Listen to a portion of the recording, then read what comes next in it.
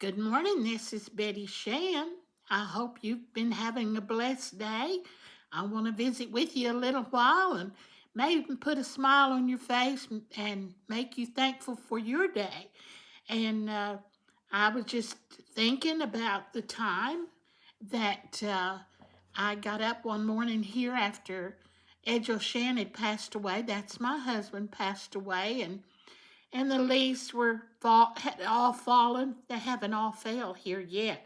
As a matter of fact, it's been 97 degrees, and don't seem anything like real fall. You can feel fall in the air of a morning, but during the day it gets kind of hot.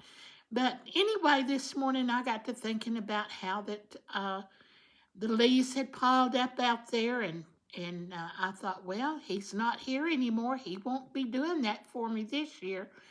And it was just a job that I just really dreaded, was getting them leaves picked up. But I decided I might as well get with it. And when I got ready to go out to start picking up the leaves and cleaning up the yard, well, the daughter number 5, the youngest one that we adopted, was in bed asleep. So I thought, well, just let her sleep and I'll get out there and rake and clean up as much as I can before she wakes up. And so I got out there, I got my trash can on the side of the house. We have the trash cans now that is each individual property has their own trash can and you can roll it around. I know you've seen them somewhere if you don't have them in your town. And we used to have big dumpsters, but they changed it to the little trash cans. So I moved my little trash can around there and I got my rake out, got my gloves on, and got ready to clean up the yard because I didn't have no maid or anybody that'd help me clean up my yard. I had to do it myself. So I got out there and started raking up the yard, and the trash can was sitting on top of some of the leaves. So I decided, well, I'll just move this trash can around and I can get the leaves underneath that trash can and move it back where I'll have a clean spot. Well, I moved the trash can and I didn't close the lid on the trash can. And when I pulled the trash can over, the lid fell to the ground and it made the trash can fall.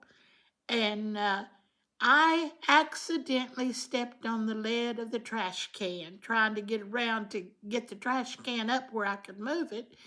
And when I did, that trash can flipped me up and my head ended up in the trash can. I know that if anybody had been around, it would have been hysterical because there I was, me, nearly halfway in my trash can. But when I went into the trash can, I hit my head and it cut my head from one side of my head to the other side. And it was just barely up in the top of my hair, barely up there. And it started bleeding. I started getting out of that trash can, and of course, I grabbed my head where I had ripped my head open, and had my hands were full of blood, and I left a trail of blood. There's blood in the trash can. There's blood on the sidewalk, and I got into the back door of the house into my patio, and I hollered for my uh, daughter to come and help me. And I said, "Oh, come help me! I need help." And I guess she could tell by my voice that something was wrong because normally I could holler for her to get up and she'd just put a pillow over her head and go back to sleep. But this time she did get up, thank the Lord. And I sat down on the couch and I had my hands just plumb full of blood and my head was just pouring. And I told her, I said, "You're going to have to call 911 for me, Amaris." And she said, okay, but she was so shook up, she didn't know what had happened. She was scared to death.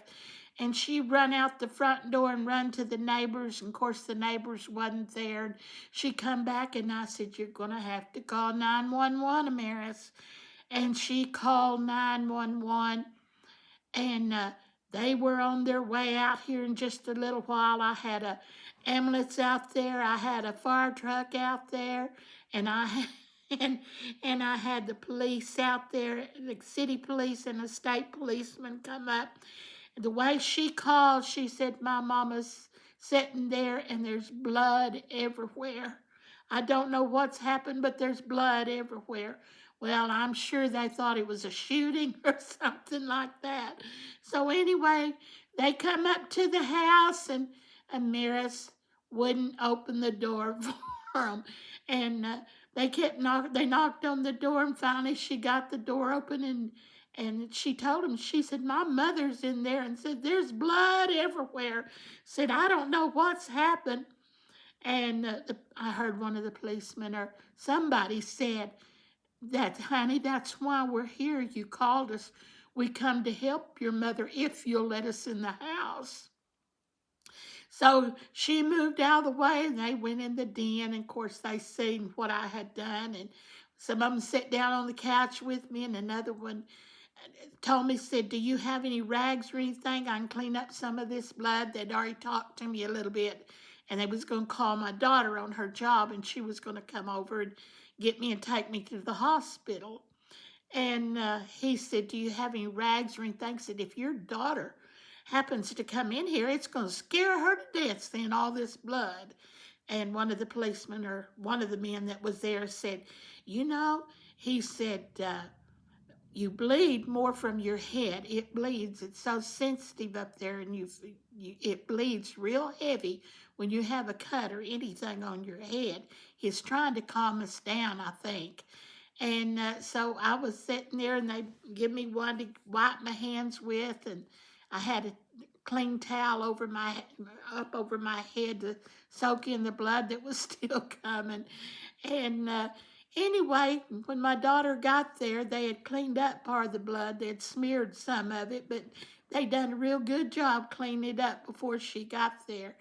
But thing of it was, it would have scared her to death, but it it was scaring Amaris plumb to death. She didn't know what had happened. And the policeman asked me, said, "Miss Shan, have you passed out?" I said, "No, sir, I didn't pass out." And he said, "Okay," he said, "we're gonna let your daughter then take you."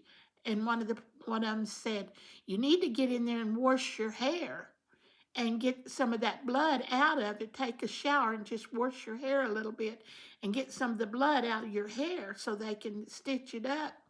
So I went in the bathroom and got the shower water warm and got in the tub and started wrenching some of the blood out of my hair.